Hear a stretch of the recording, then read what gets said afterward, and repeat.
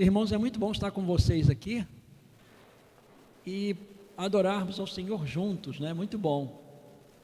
Nessa noitezinha friazinha, né? Típica de Nova Friburgo, que eu tinha me desacostumado, estou com a mão gelada aqui, mas é muito bom estar com vocês.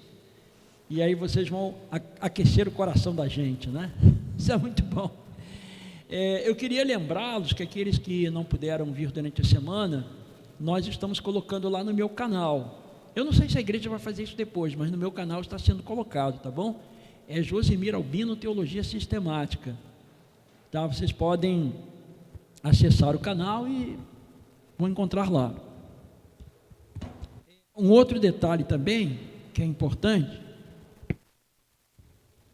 eu estou deixando todo esse material aí para vocês, tá? No computador. Então, PowerPoint, tudo está aí, tá bom? Para vocês poderem ter acesso, poder levar para casa, estudar, né? Pegar lá os filmes e ir acompanhando, tá? É muito importante que o adventista conheça bem as profecias de Daniel e Apocalipse. Muito importante. Ontem nós estudamos a profecia das 2.300 tardes de manhã. A gente pode abrir em Daniel capítulo 8, 14, foi o que nós vimos ontem, né? Ele me disse até 2.300 tardes de manhã e o santuário será purificado. Nós descobrimos, nós vimos aqui pela profecia, apresentamos diversos dados de que o ano em que deveria começar a purificação do santuário seria o ano de 1844. Nós vimos isso aí, não é? E o nosso tema de hoje é o que aconteceu em 1844? O que houve ali? O que aconteceu naqueles idos?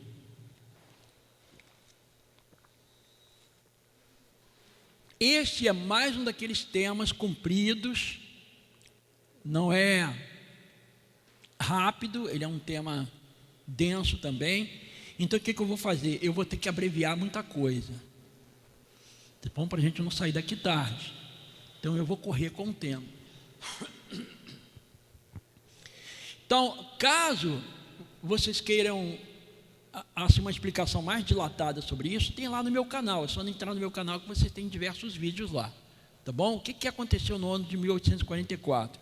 Eu vou apresentar para vocês aqui algo que também não é muito comum a gente apresentar, mas que eu acho muito interessante para a gente entender. Se você juntar esse material com o material de Daniel, você vai ter uma explicação muito mais clara, né? Muito mais precisa com relação à questão profética. Abram a sua Bíblia no livro de Levítico, no capítulo 23. Ali em Levítico 23 aparecem 7 festividades tipológicas. Tá bom? 7 festividades. Então, a partir do versículo 4, você tem a festa da Páscoa, tudo no mês de Nisan, que era o primeiro mês judaico, também chamado de Abib. Páscoa acontecia no 14º dia de Nisan.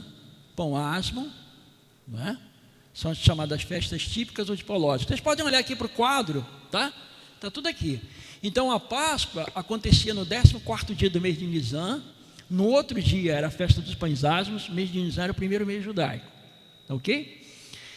No outro dia era o 16º dia, era a festa das primícias. Está aí no material, só vocês olharem o Levítico 23. Então Páscoa, pão asmo e Nisan. Quando você vai para o versículo 17, está escrito assim: contarei para vós outros 50 dias, ok? Então, aqui em Nisan, eles comemoravam a festa das primícias, comemorava 50 dias, chegava no 3º mês judaico, que era o mês de Sivan. No 6º dia de Sivan acontecia o Pentecostes. Muito interessante quando nós observamos, por exemplo, aqui a Páscoa, 1 Coríntios 5, 7, o apóstolo Paulo diz que Jesus Cristo é a nossa Páscoa. Lançai fora o velho fermento, aí compara Jesus com o fermento, porque sois de fato nova massa, assim como o nosso cordeiro pascual foi imolado.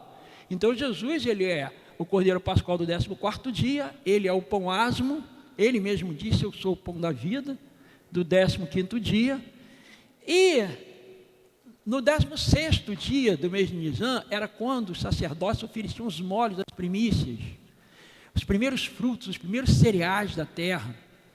eles diziam assim para Deus: Senhor, tudo que fizemos foi jogar o grão na terra. Tu deste a chuva, deste o crescimento, deste vida, e nós estamos trazendo para Ti os melhores frutos e cereais como forma de agradecimento a Ti pela bênção que Tu nos deste. Aí Jesus falou para os discípulos o seguinte: olha, se o grão de trigo caindo na terra não morrer, fica ele só, mas se morrer dá muito fruto, não é? Então Jesus morreu, não é?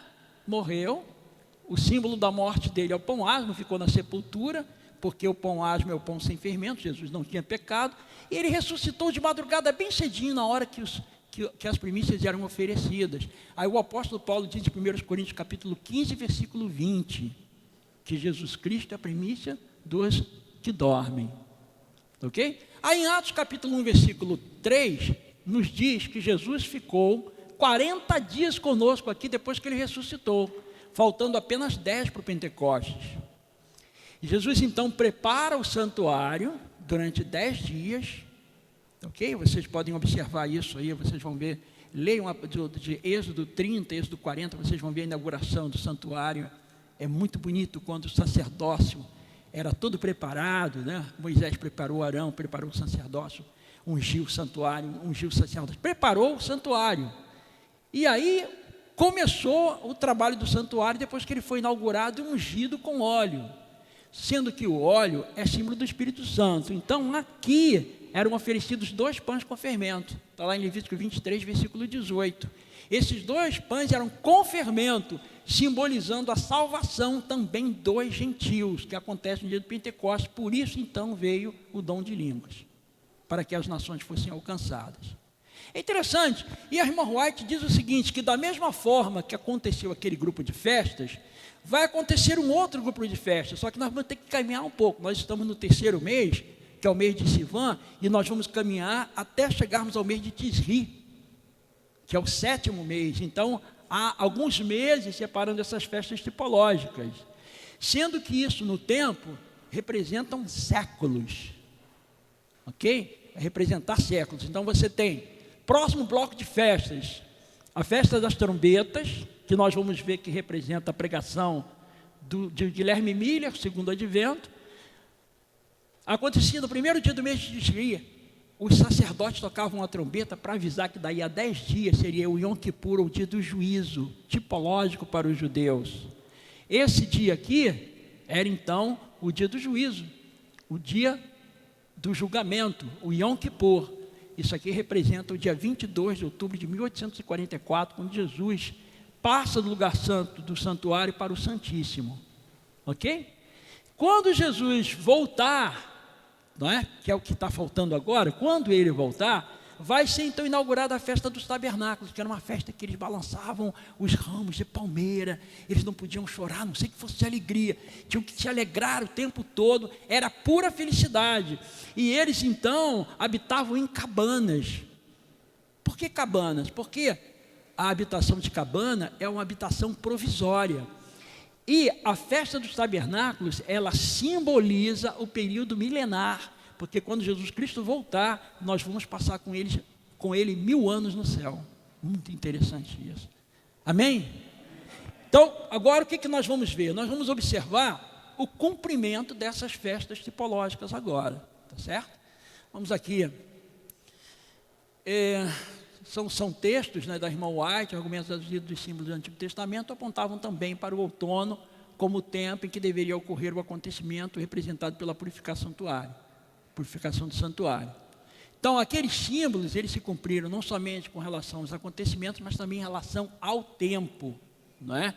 De igual maneira, os tipos que se referem ao segundo advento devem cumprir-se no tempo designado, conforme é apresentado lá no simbolismo, tá certo? Conforme nós apresentamos aí para vocês. Bom, eu gosto muito de perguntar as coisas quando eu estou expondo, né, alguma coisa, sobre principalmente profecia. Eu costumo perguntar para as pessoas o seguinte: o que desencadeou para o povo de Deus, qual foi o gatilho que disse assim, bom, agora vai começar o segundo bloco de festas, bom, agora vai começar o toque das trombetas. Qual é o gatilho? O que desencadeou isso? os sinais deixados por Jesus. Tá certo? Os sinais. Se você abrir a sua Bíblia lá em Apocalipse capítulo 6, versículo 12, está escrito lá que foi aberto o 6º selo. Houve um grande terremoto, não é? O céu escureceu, a lua não deu a sua claridade, e as estrelas caíram pelo firmamento. Então, aí em Apocalipse capítulo 6, versículo 12, você tem 4 sinais. Terremoto de Lisboa, 1755. Você tem o escurecimento do sol, 19 de maio de 1780. 3 dias depois você tem a lua saindo cor de sangue. E em 1833 você tem a chamada queda de estrelas, né? Queda dos meteoritos. Ok? Lá em Mateus 24, 21, 22 e verso 29, Jesus fala sobre a tribulação. Tá certo? Ele fala, logo em seguida a tribulação daqueles dias, logo em seguida a tribulação daqueles dias, o sol escurecerá, a lua não dará sua claridade, as estrelas cairão do firmamento e os poderes dos céus serão abalados. Então ele fala isso lá em Mateus 24, 21, 22 e 29.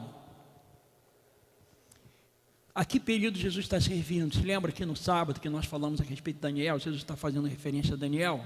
Essa tribulação, ela foi predita por Daniel, ela deveria ocorrer do ano 538 até o ano de 1798. Ok? No ano de 1798, o Papa Pio VI foi aprisionado e perdeu o poder temporal. Então encerra esse período persecutório. Só que esse período persecutório, ele foi abreviado. Ele deveria ser abreviado, ele deveria terminar um pouquinho antes, claro, porque com a reforma o poder papal começou a ser enfraquecido também. Okay? Então você tem esses grandes sinais, eles anunciam a volta de Jesus, né?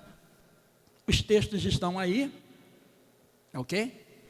Porque nesse tempo haverá grande tribulação, como desde o princípio do mundo até agora, não houve nem haverá jamais. Não tivesse aqueles dias sido abreviados, Jesus está falando, e ninguém seria salvo, mas por causa dos escolhidos, tais dias serão abreviados. Eu coloquei aqui para vocês a abreviação desse tempo, não é? Então vejam aqui, a tribulação foi de 538 até 1798,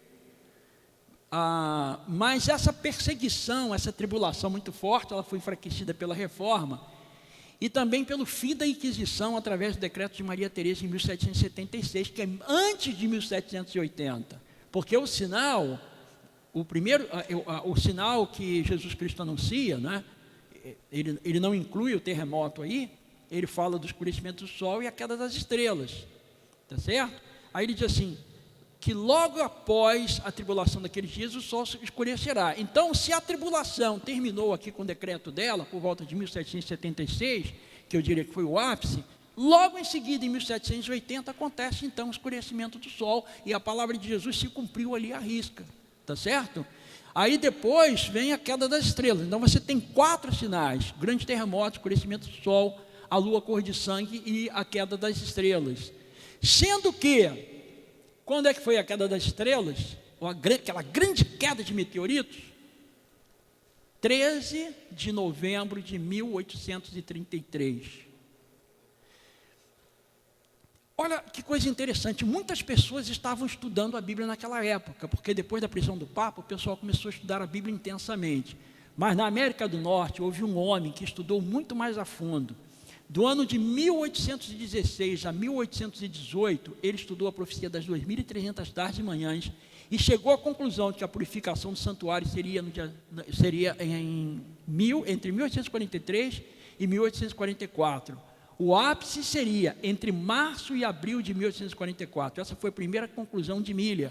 Quando ele viu o sinal de 1833, ele ficou apavorado. O mundo vai acabar e eu tenho que anunciar isso ao mundo. Então aí estava o gatilho.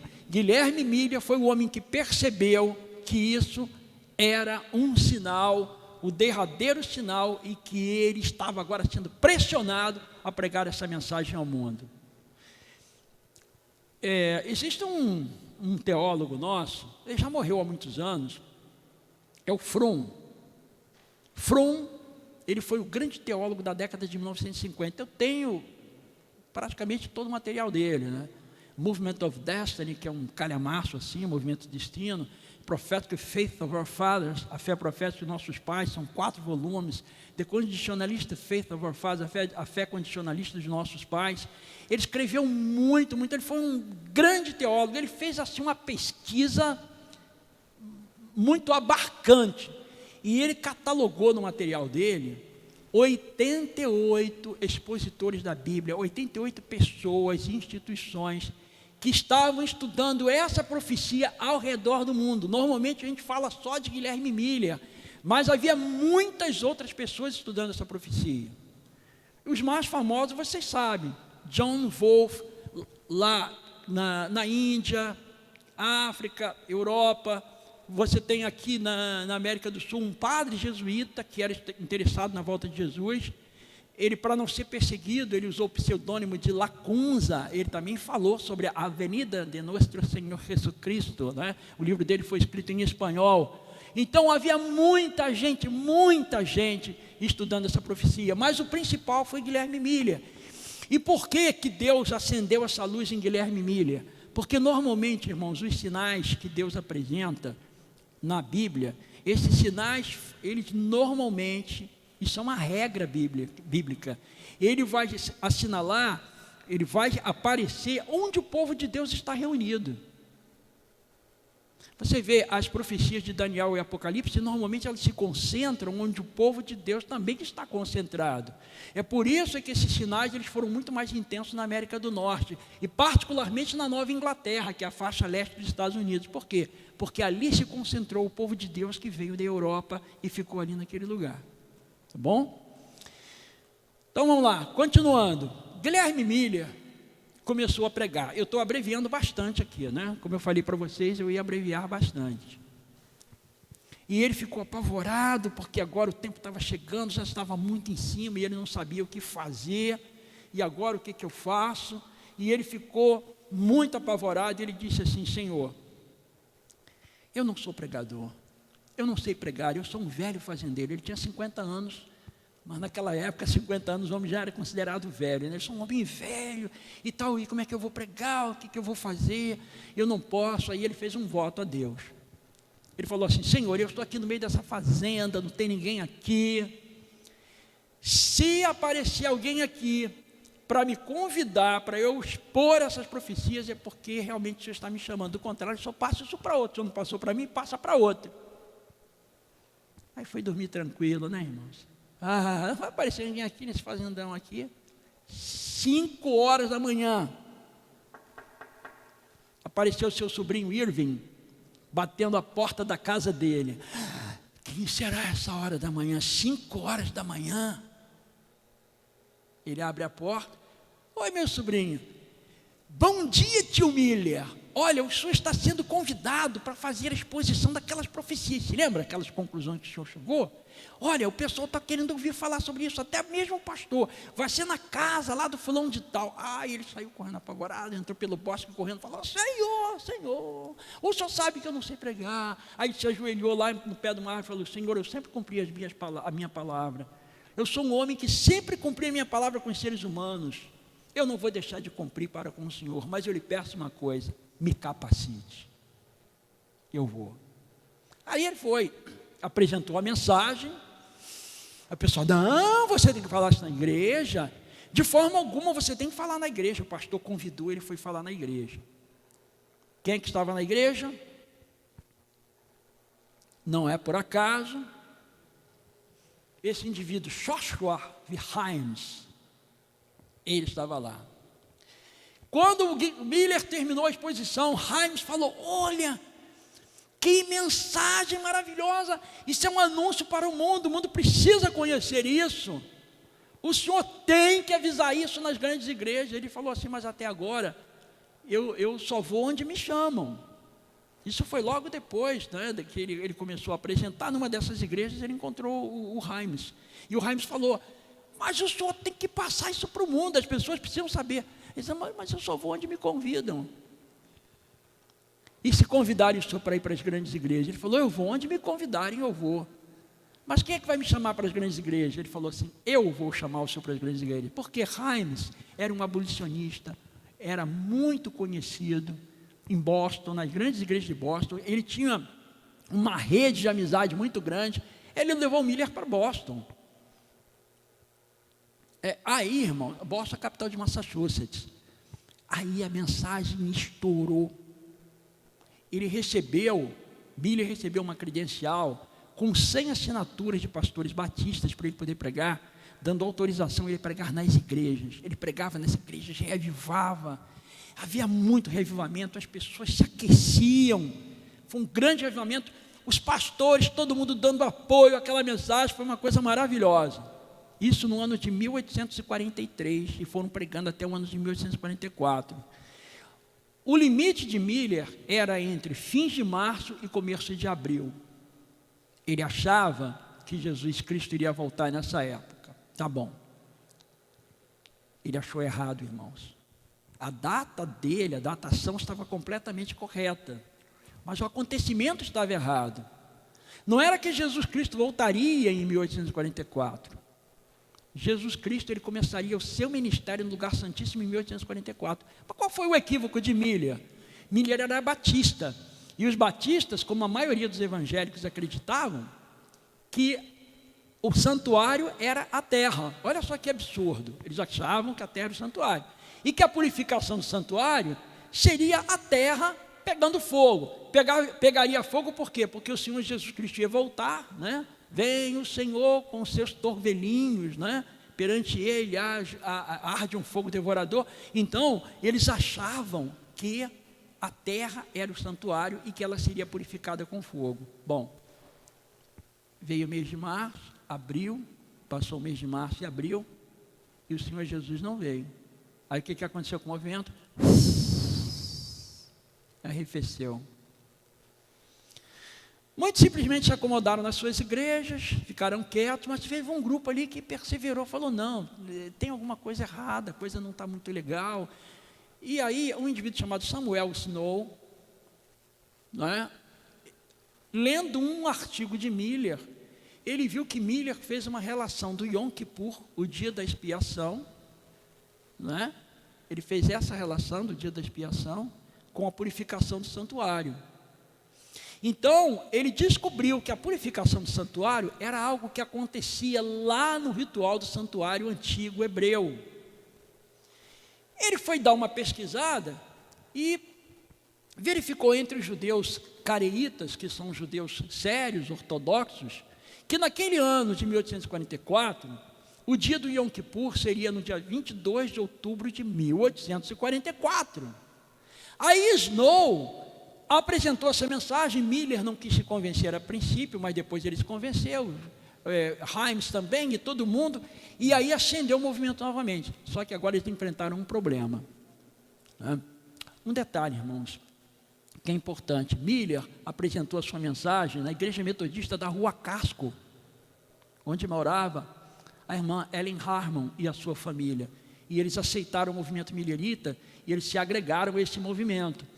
Agora, quando Snow apresentou o chamado movimento do 7º mês, né, de que Jesus voltaria, porque ainda achava que era a volta de Jesus, no dia 22 de outubro de 1844, agora as igrejas retaliaram os crentes. Olha, se você participar desse movimento, você está desligado da igreja. Naquela época, irmãos, eles não desligavam como hoje não, né? A gente desliga o membro, ainda paparica ele, olha, a gente está desligando você, mas a gente ama você, quer que você volte. Naquela época não era isso não, irmão.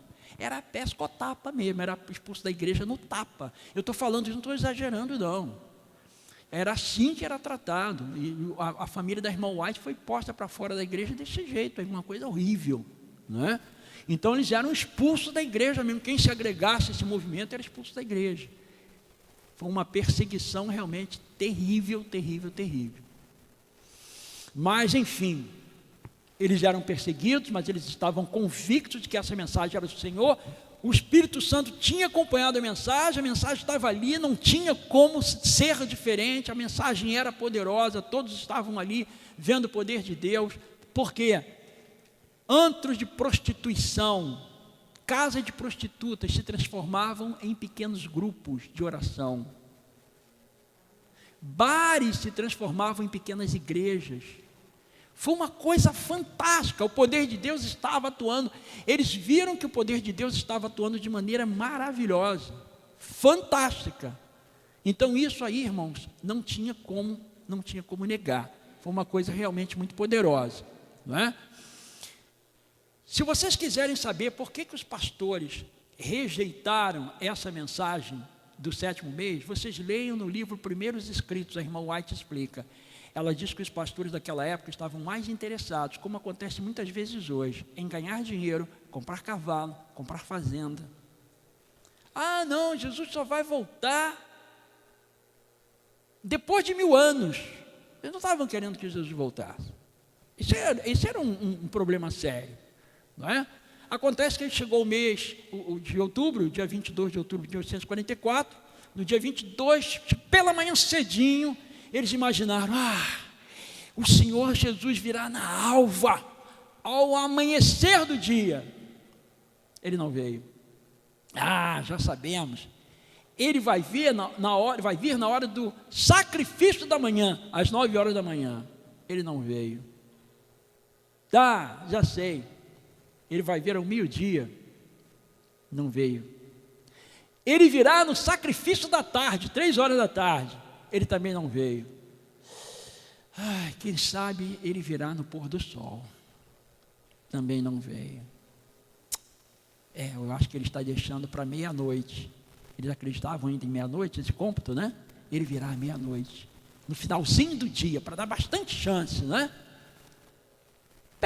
Bem, lá os relógios badalaram e ele não veio. Irmãos, a decepção foi muito grande. Foi muito grande. Teve uma senhora que declarou, ela falou, se eu tivesse perdido todos os meus filhos, se todos eles tivessem morrido, a minha decepção não teria sido tão grande. Então foi realmente uma coisa muito alarmante, foi uma coisa terrível, terrível, terrível. Aí houve uma dispersão. Essa dispersão formou 5 grupos, não dá para a gente falar sobre isso hoje. Mas um grupo foi um grupo de pessoas que estavam interessadas em conhecer de fato, de saber de fato o que aconteceu. Esse grupo tinha convicção de que a datação estava certa, mas alguma coisa deu errado com o acontecimento. E eles perseveraram em oração, ficaram em oração. Foram diversos grupos, mas cada grupo foi recebendo assim uma iluminação de Deus. Tá certo?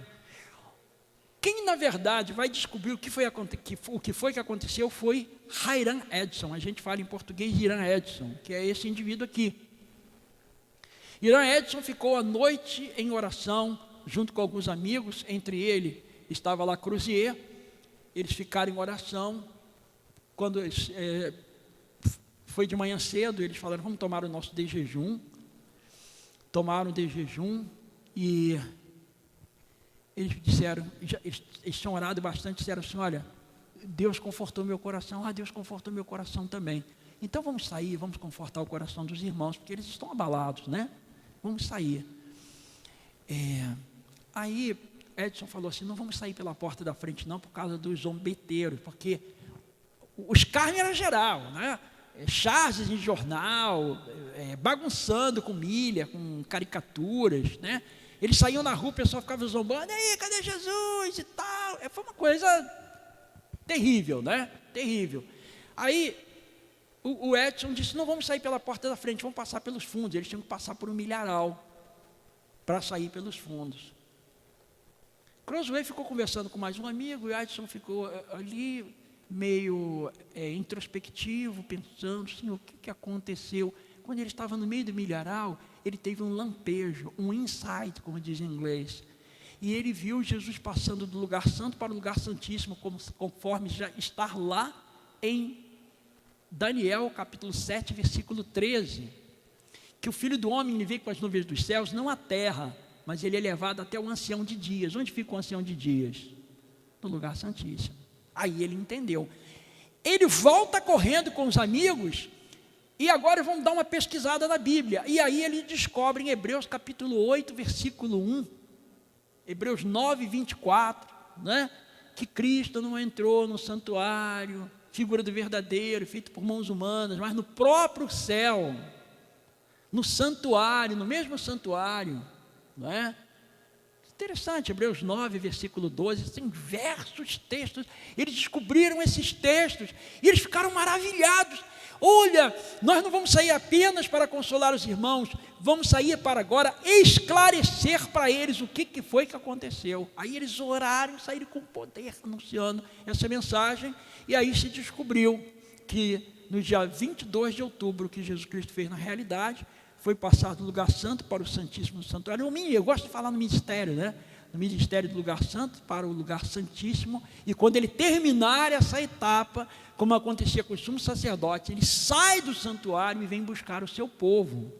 Ele vai dizer, o sumo sacerdote, quando saía do santuário, ele erguia a mão para o povo e dizia: o povo estava completamente perdoado, livre, completamente livre, pronto para a festa dos tabernáculos, e era só alegria. O povo estava perdoado, e Jesus vai fazer isso. Ele vai vir para nos buscar para a grande festa dos tabernáculos, 1000 anos nos céus. Isso é maravilhoso, irmãos. Quando a gente faz toda, sabe, é muito bonito. Por isso que eu comecei mostrando para vocês aqui a questão das festividades, né?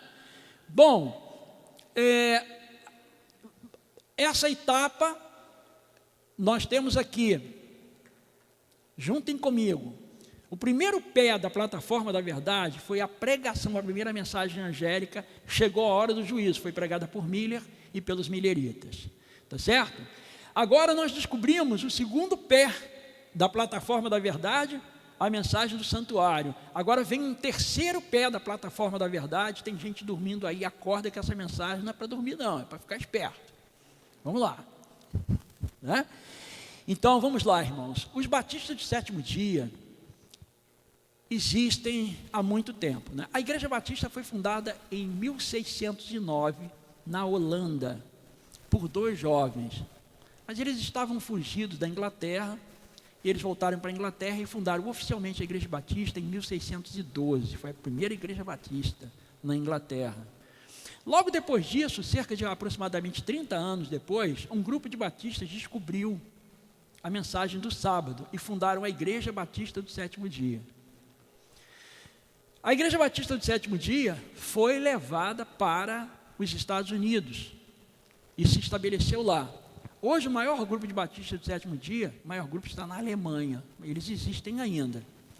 Essa moça, Rachel Oakes, era professora, e ela arranjou um emprego como professora, ela perto da casa da filha dela. A filha dela frequentava a igreja, a filha dela chamava-se Delight, ela frequentava a igreja metodista. Como Rachel Oakes, depois ela se casou com o pastor Preston, se tornou Rachel Preston, mas ela nessa época, ela era viúva. Essa moça foi na igreja metodista, na igreja desse pastor, tá? Chamado Frederick Wheeler, porque não tinha uma igreja batista do sétimo dia. Ela foi então na igreja metodista e foi num domingo. O que teria naquele domingo? Uma santa ceia, né? Ela foi lá para participar daquela santa ceia.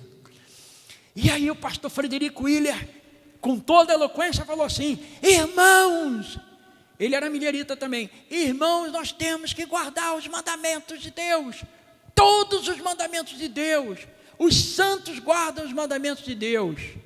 E ela se sacudiu na cadeira, ali no banco, né? Mas ela ficou quieta. De tarde, ele saiu para poder visitar os membros e foi visitar Rachel Oakes. Aí ela falou: pastor, foi bom o senhor ter me visitado, eu queria me falar com o senhor. Aí ele falou assim: eu percebi que a senhora se sacudiu ali no banco, querendo falar comigo e tal, eu estou sabendo disso, né? Eu vim aqui, entre, vamos tomar um chá e tal, aquela coisa toda, sentou. Está muito bom o chá, o chá está uma delícia, muito bom, tá, olha, linda a sua mobília, tal. Teve esse papo mesmo, não estou inventando não, tá? Aí ela disse assim: pastor, o senhor mencionou lá na Santa Ceia que todos os santos devem guardar os mandamentos de Deus, mas o senhor mesmo não guarda, porque os mandamentos de Deus, todos eles incluem o sábado do 4º mandamento. Aí ele arregalou o olho, ficou caladinho, saiu dali e foi estudar a Bíblia. Pá. Ele aqui já está velhinho, ele era jovem. E ele começou a estudar a Bíblia. Pá. E realmente, o sábado é do Senhor.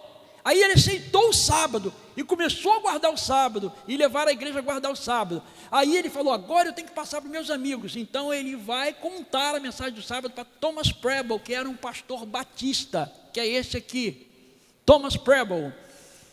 Thomas Preble estudou sobre o sábado com Frederick Wheeler, aceitou o sábado e escreveu. Ele se tornou um pastor adventista, sabatista, e começou a escrever para a revista a respeito do sábado. Esse homem aqui foi o primeiro pastor adventista a escrever sobre o sábado, a publicar artigos a respeito do sábado. E aí um dos artigos dele caiu na mão de quem? Joseph Bates, um capitão marítimo que esteve aqui na América do Sul, inclusive esteve no Brasil. Ele foi marítimo durante 35 anos. Era um homem adepto da temperança cristã. Ele impedia que os marujos fumassem, que bebessem e falassem palavrão. O navio dele tinha que ser como se fosse uma igreja, né? Uma coisa muito rara, não é? E esse homem, Joseph Bates, um homem muito sério, inclusive era um estudante de astronomia, um homem muito versado, um homem muito culto. Esse homem, então, aceitou a mensagem do sábado. Ele leu. A princípio ele não aceitou de cara não, ele leu, se afeiçoou com a mensagem do sábado, viu que tinha lógica. Aí o que ele faz? Ele vai cavalgando milhas até a casa de Frederick Wheeler. Eu não coloquei a foto não. Ele vai até a casa de Frederick Wheeler, esse aqui, né? Tinha mostrado para vocês. E aí ele pede estudo bíblico a Frederick Wheeler. Esses homens eram sinceros, irmãos. Nós precisávamos de ter mais homens como esses hoje. Eram homens sinceros, não saíam correndo, eu tenho que ir embora para dormir cedo, né? Infelizmente, nós vivemos hoje numa época de pessoas de papel, né? Isso é uma época de homens de fibra. Ele chegou na casa de Frederick Wheeler, disse, eu quero saber a respeito do sábado. Thomas Preble me falou a respeito do sábado. Ele falou, pois não. Eles estudaram a noite inteira. Chegou de manhã, estudou tudo. Ele falou assim, agora eu não tenho mais dúvida nenhuma. Passou a noite inteira estudando. Aí eles saíram dali, foram para a casa de uma outra pessoa, um indivíduo chamado William Farnsworth, que foi um indivíduo que comprou um templo onde se estabeleceu a primeira igreja adventista do sétimo dia. Então assim, irmãos, a mensagem do sábado estava estabelecida. Então nós estamos contra a plataforma da verdade comigo. Primeiro, a mensagem do juízo, certo? Depois, santuário, certo? E agora mais o quê? O sábado, certo? Mas olha só que coisa interessante. Em Port Gibson ia haver Joseph Bates em Port Gibson, ele ia fazer uma série de conferências que ficou conhecido como as conferências, mais tarde conhecido como conferências sabáticas, foi no ano de 1846. Ele iria fazer uma conferência para esclarecer sobre o santuário, e ele mandou chamar todo mundo para estudar sobre o santuário. Aí quem é que foi participar dessa conferência dele? Joseph Bates. Joseph Bates aceitou a mensagem do santuário, viu que a mensagem do santuário era mensagem lógica, profunda, e entendeu por que Jesus Cristo não tinha voltado, porque Bates perseverou, mas ele não sabia por que Jesus não tinha voltado. Agora, através de Irã Edson, ele aprendeu por que Jesus não tinha voltado. Aí Bates diz assim, Irã Edson, eu tenho uma coisa para compartilhar com você. Abra na sua Bíblia agora, ali em Apocalipse no capítulo 11, Apocalipse 11, vejam, eles estão compartilhando ideias, não é? Apocalipse 11, agora Bates vai mostrar para Edson, ele diz assim, Apocalipse 11, verso 18, na verdade, as nações se enfureceram, chegou porém a tua ira, o tempo determinado para serem julgados os mortos. Então, Bates falou, olha, o que nós estamos passando aqui é um período de juízo, claro, o juízo investigativo, o juízo pré-advento. para se dar o galardão aos teus servos os profetas, aos santos e aos que temem ao teu nome, tanto os pequenos como os grandes, e para destruir os que destroem a terra. Aí, vejam, bem chama a atenção para Edson, para o verso 19, dizendo assim: abriu-se então o santuário de Deus que se acha no céu. Ora, ele aprendeu sobre o santuário lá com Edson, não é? Mas agora ele está apresentando um detalhe. Edson, tem um santuário no céu, não tem? Tem. Se tem um santuário, tem também o que? A Arca da Aliança? Tem. O que tem dentro da Arca da Aliança? Os 10 mandamentos. E o que tem lá nos 10 mandamentos? A mensagem do sábado. Foi vista a Arca da Aliança no seu santuário, e sobrevieram relâmpagos, vozes, trovões, terremoto e grande saraivada. Então aqui, Edson aceita a mensagem do sábado, e Bates aceita a mensagem do santuário.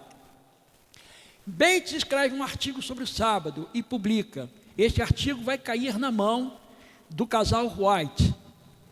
A irmã White não aceitou o sábado. Não entendeu, não aceitou, achou que era coisa de judeu e tal. Aí Bates foi lá para dar um estudo bíblico para ela e teve um arranca-rabo, né?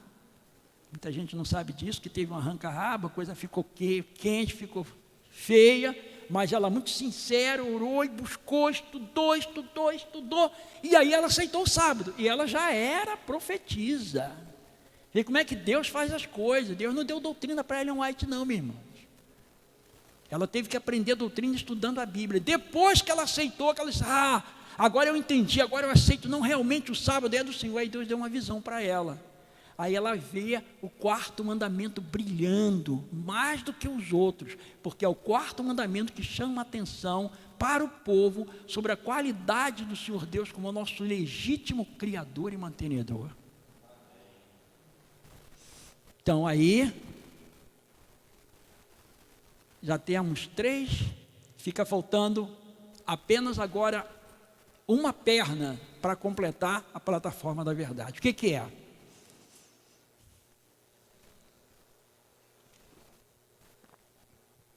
Em 1842, Deus chamou um homem para o ofício profético. William Foy não aceitou por ser negro, mas ele continuou firme na fé. Deus deu a ele uma visão de 4 horas e mostrou para ele toda a plataforma de verdade, que o tempo continuaria e tudo mais. Quando Ellen White apresentou a sua visão, William Foy viu e disse assim: Deus me mostrou essa mensagem, não aceitei por força das circunstâncias, mas podem acreditar nessa jovem, o que ela diz é verdade, porque Deus me mostrou as mesmas coisas que ela está falando. Em 1844, agora no ano de 1844, ainda para poder evitar maiores decepções entre seu povo, Deus chamou Hazen-Foss, ou Hazen-Foss, como se pronuncia em inglês. Só que ele não aceitou. Só que diferente de William Foy, Hazen-Foss brigou com Deus, porque o anjo mostrou para Hazen-Foss que o tempo continuaria além de 1844. Ele falou: não, eu não concordo com isso, eu acho que Jesus tem que voltar em 1844, ou tudo ou nada. Ele falou: não, mas não é, não, eu não quero essa mensagem. Olha, é muito perigoso rejeitar a obra de Deus. Você vai mesmo rejeitar? Vou. Aí o anjo falou para ele: então você vai esquecer essa mensagem, e ela será passada para a pessoa mais fraca entre as fracas. Deus então deu uma mensagem para uma pessoa que não estudou, porque Ellen White levou uma pedrada aos 9 anos de idade, ficou muito grave, não pôde continuar estudando, e no período em que as coleguinhas dela iam para a escola, ela ia para o bosque para poder orar. Irmão, Ellen White ficou, na época Ellen Harmon, ela ficou tão ruim com a pedrada, foi uma pedrada grande, foi uma pedra enorme. Ela ficou 2 semanas desmaiada. Na realidade, a gente sabe que ela foi em coma, né? Ficou 2 semanas. O pai dela viajava, e nessa ocasião o pai dela estava viajando. Quando ela se recobrou, que ela saiu do coma, ela ficou sentadinha numa cadeira na sala. O pai dela chegou de viagem, como a casa era muito frequentada por várias crianças, o pai passou por ela, subiu as escadas, foi lá em cima e falou para a esposa: olha, cadê a Ellen? Estou ansioso por ver a Ellen. Aí a mãe falou, a nossa filha tomou uma pedrada, ficou muito mal, tal. Ela está lá embaixo, sentadinha na cadeira. O pai não conheceu, porque ela ficou com o rosto desfigurado. Aí, irmãos, ela teve problemas existenciais, ela começou a ter uma série de dificuldades. Porque você imagina, uma criança com 9 anos, olha para o espelho e vê aquela cara horrível, nariz deformado, ela começou a ter problemas. Porque ela era uma criança leal a Deus, ela foi criada na igreja metodista.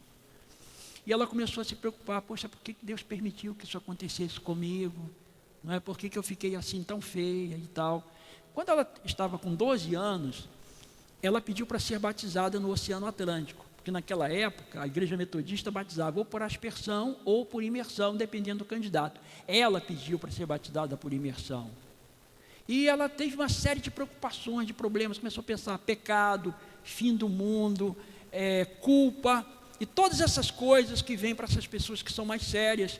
E a mãe dela falava, filha, eu não consigo te responder tudo que você pergunta, eu não consigo. É melhor você procurar o pastor metodista Stockman e falar com ele. Era um pastor muito sábio, muito consagrado. Ela foi falar com o pastor Stockman e expôs as questões dela. E o pastor Stockman disse assim, minha filha, você é muito nova para ter esse tipo de indagação, esse tipo de dúvida. Deus deve ter um projeto muito importante para a sua vida. Então eu vou orar por você, vamos orar, porque Deus tem alguma coisa reservada para você. E ela continuou firme em oração. A irmã White orava uma média de 3 horas por dia, irmãos. Não é como a nossa juventude hoje, é uma coisa muito diferente, né? Era uma pessoa que orava mesmo. Pelo menos a nossa juventude aqui no mundo ocidental, né? Que tem lugares que as pessoas ainda oram muito, né? Eu acho que nós aqui no Brasil, especialmente no Rio, a gente ora muito pouco, né? Eu, por exemplo, tiro, em média, todos os dias de madrugada, eu tiro em média, uma média de 2 horas para ficar com Deus. Às vezes eu fico um pouco menos, às vezes eu fico um pouco mais. Mas eu sei que a maioria das pessoas não fica nem 15 minutos. Essa que é bem da verdade, acontece isso. A gente tem, o nosso povo ora muito pouco. A irmã White era uma pessoa de muita oração. Quando ela estava com 17 anos, em dezembro do ano de 1844, ela foi apanhada em visão. Aí ela teve a sua primeira visão, tá ok? Bom, para a gente poder fechar essa parte aqui do dom de profecia, ela foi apresentar a mensagem no bairro onde morava Reisenfoss, e ela começou apresentando a mensagem, e ele chegou na janela da igreja onde estava sendo pregada a mensagem. Quando ela começou a pregar, o anjo abriu a cabeça dele, ele começou a lembrar da visão. O que ela está falando é verdade, eu vi tudo isso, o que ela diz é verdade, escutem, escutem. E saiu correndo, rua fora, eu estou perdido, eu estou perdido, eu estou perdido. Porque o anjo falou que ele era muito perigoso desatender a Deus. Ele, depois desse grito que ele deu, eu estou perdido, ele se tornou ateu, ele deixou de acreditar em Deus. Uma coisa estranha, né? Mas vamos lá, irmãos. Então, uma pessoa que não acreditava em visão era Joseph Bates. Não acreditava por quê? Porque naquela época, irmãos, havia muita gente recebendo visão, como acontece hoje, só que naquela época era uma coisa mais concentrada. Então você tinha Gemina Wilson, Andrew Jackson Davis, Conrad Basil, uma série de pessoas, cada um recebendo uma visão mais maluca do que outra. E Joseph Bates, ele não acreditava nas visões. Mas aconteceu um fato muito interessante, né?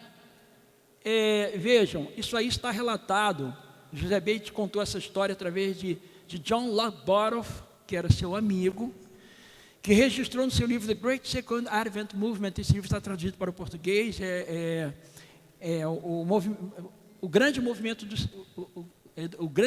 do segundo advento. Você compra pela Unas Press. Nesse livro, a irmã White diz que todo adventista deveria ler esse livro. Ela fala sobre isso. É o grande movimento do segundo advento. Esse livro é fantástico, não é? Foi escrito por Norton Lodborough, e ele vai registrar essa experiência, né? O capitão Bates estava num lugar, né? Eu já vou terminar com essa parte aqui. José Bates estava no local onde Ellen White recebeu uma visão, né? Deus deu essa visão à irmã White naquela ocasião para que José Bates ele pudesse crer ele pudesse crer nas visões. Tá certo? Então, vamos aqui. Então, ela começou a falar sobre as estrelas, dando uma brilhante descrição dos cintos de coloração rosada que viu por sobre a superfície de algum planeta e acrescentou. Vamos lá. Ela disse assim: estou vendo 4 luas. Notem, irmãos, José Bates, ele tinha telescópio, ele pesquisava telescópios, ele conhecia, ele lia livros a respeito disso. Ellen White só tinha o 3º ano primário, nunca teve contato com livro de astronomia, nada, tá certo? Aí ela disse: estou vendo 4 luas. Disse o irmão Bates, ela está vendo Júpiter. Em seguida, tendo feito movimentos como se viajasse pelo espaço, começou a descrever os cinturões e anéis em sua beleza sempre variável. Disse então: estou vendo 7 luas.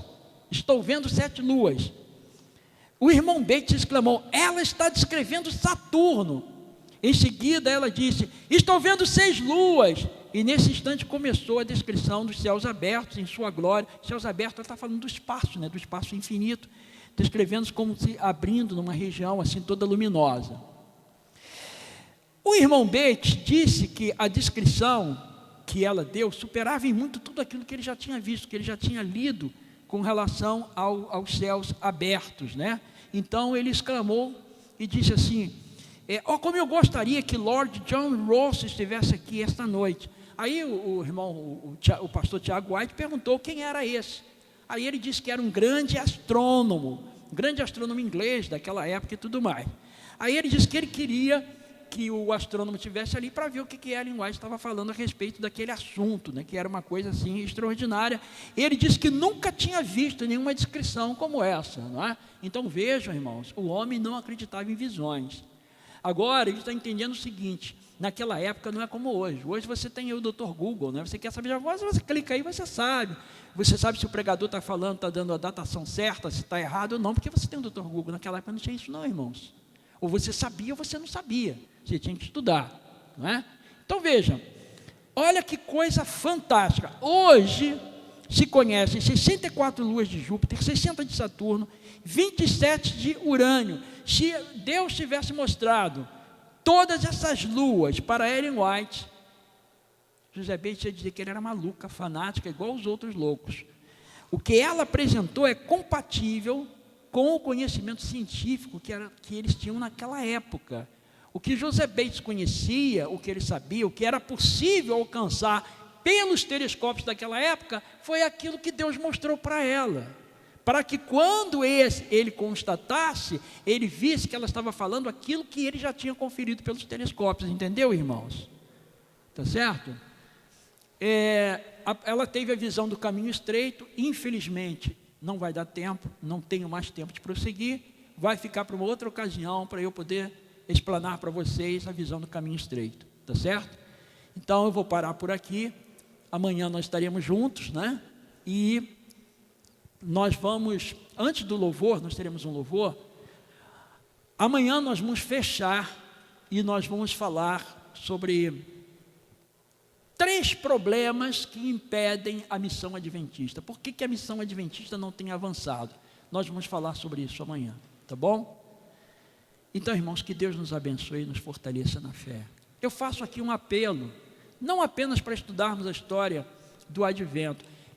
Nós adventistas, nós deveríamos não apenas conhecer essa história, a gente deveria viver isso, incorporar isso na nossa vida, respirar isso, a gente deveria exalar isso, Porque se há uma coisa essencial na vida de um crente, é ele saber dar a razão da sua fé.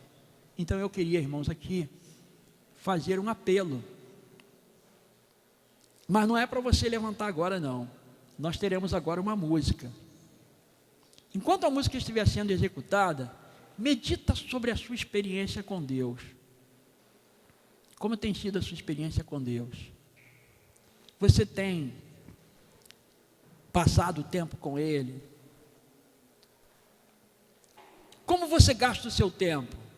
Redes sociais, celular, computador. TV. Será que a vida que você tem levado agora é a vida que Deus gostaria que você levasse? Medita nisso.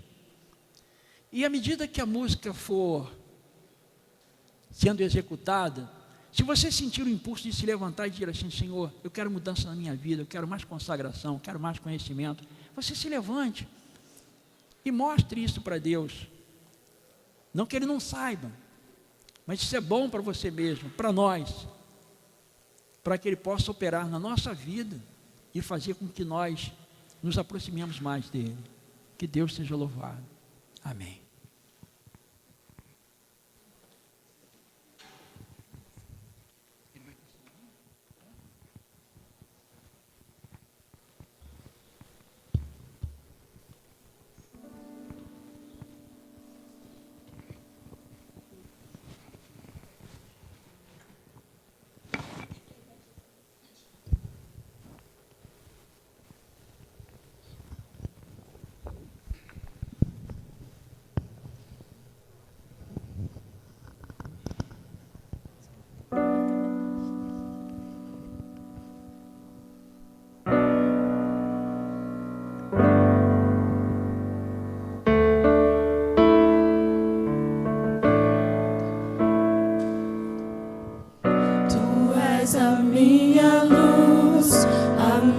Salvação, e a ti me renderei.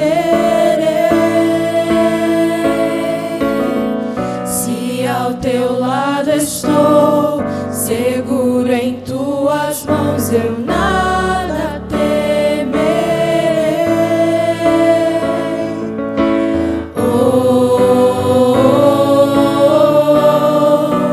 Tu és santo, ó Senhor. Tu és digno de louvor. Só em ti confiarei, eu nada temerei. Em frente eu irei, pois eu sei que vivo estás e um dia voltarás do céu pra nos buscar, pra sempre reinarás. Aleluia.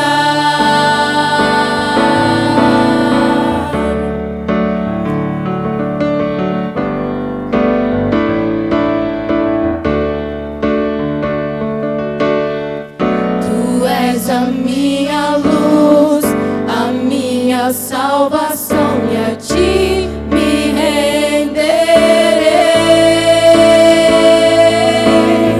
Se ao teu lado estou, seguro em tuas mãos, eu nada temerei.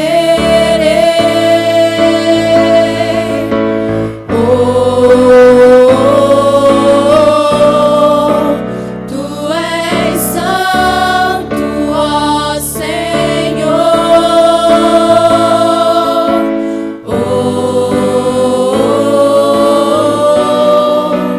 Tu és digno de louvor. Só em ti confiarei, eu nada temerei. Em frente eu irei, pois eu sei que vivo estás e um dia voltarás do céu pra nos buscar, pra sempre reinarás. Aleluia.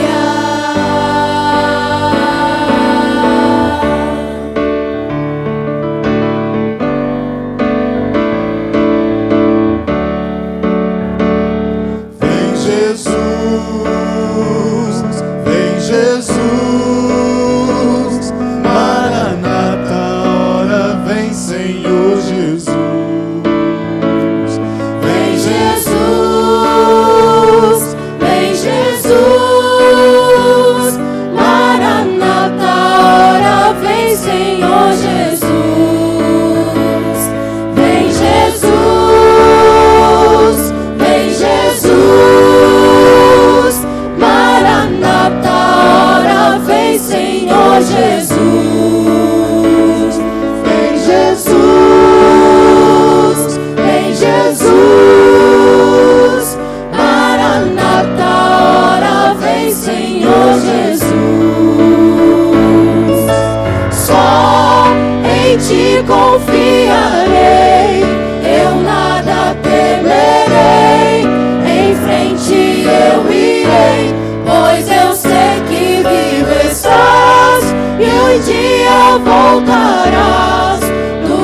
pra nos buscar, pra sempre reinarás.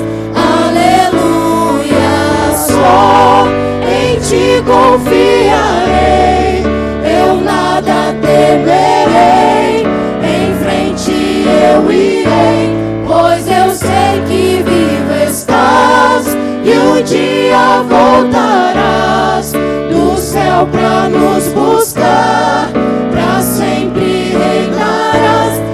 Aleluia, só em ti confiarei, eu nada temerei, em frente eu irei, pois eu sei que vivo estás e um dia voltarás do céu pra nos buscar, pra sempre reinarás.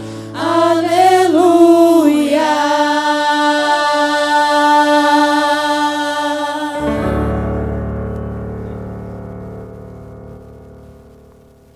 Que Deus seja louvado e que haja crescimento em cada um de nós, sejamos mais firmes no Senhor, para terminarmos a obra e vermos logo o Senhor Jesus Cristo voltar. Vamos orar, irmãos. Nobríssimo Pai Celeste, nós te somos muito agradecidos, Senhor, porque a despeito de nossas fragilidades, nossos erros, pecados, Tu tens tido, ó Deus, um grande amor para conosco, renovando as nossas forças, renovando as oportunidades, nos dando sempre ensejo de crescimento, de amadurecimento, perdoando os nossos pecados e nos fortalecendo na fé. Peço a Ti, Senhor, que Tu nos abençoes, nos ajudes, para que aquele mesmo fervor que havia nos pioneiros, que este fervor volte à Tua igreja, Senhor, que sejamos capazes de vencer o frio, o calor, as intempéries da vida, que sejamos, ó Deus, apegados a esta missão, que falemos, ó Deus, da Tua grande salvação para parentes, alguns familiares até, vizinhos, amigos, colegas de trabalho, que Tu nos uses, Senhor, para podermos cumprir Mateus 24:14 e ver o Senhor, o Teu Filho Jesus Cristo voltando nas nuvens dos céus. É em nome dele, Senhor, que nós te agradecemos. Amém, Senhor.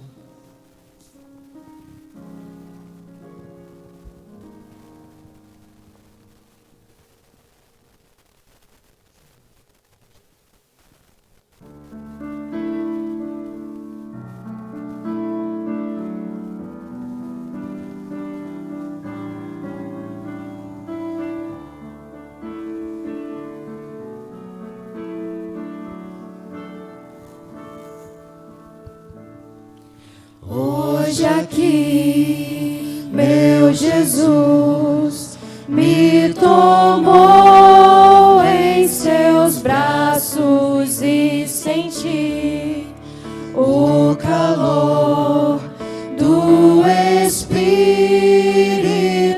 Santo.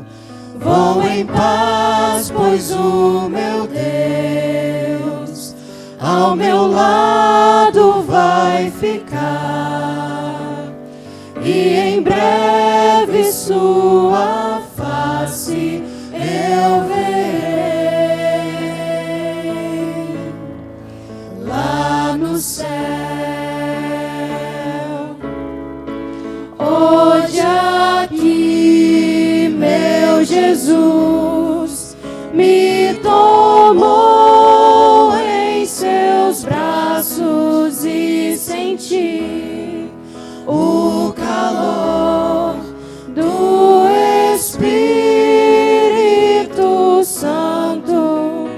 Vou em paz, pois o meu Deus ao meu lado vai ficar, e em breve sua face eu verei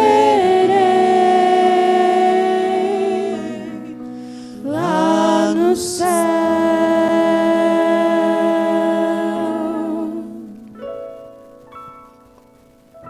Amém.